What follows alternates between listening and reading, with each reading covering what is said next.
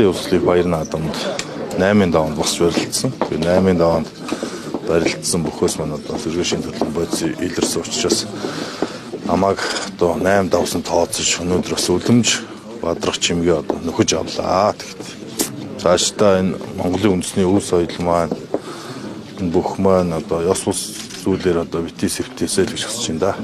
Өнгөрсөн жилийн наадмаар бол төрүүлэг бүхчүүдийн тэргүүгнээд ер нь таны нэр явж ирсэн. Та бас тийм зорилготой оролцсон баг. Шудраг ус өрсөлдөөн сууж ер нь зорилгоо биелүүлж чадаагүй гэж юу үзэж явдаг. Ямар санд бодлоо? За яг ер нь үндэсний өв соёл 93 наадам маань Монгол улсын тусгаар тогтнолын баталгаа оршиж байгааг нэг хэсэг нь гэж ойлгож байгаа. Тэгэхээр магадгүй бид нар хэдэн зуун жилийн дараа ч гэсэн энэ өв соёлоороо бид нар бахархаж өв соёлоороо бусад улс орноос ялгарх нь гэж ойлгож байгаа. Тэгэхээр бид зөвхөн хэдэн бөхчүүдийн асуудал биш.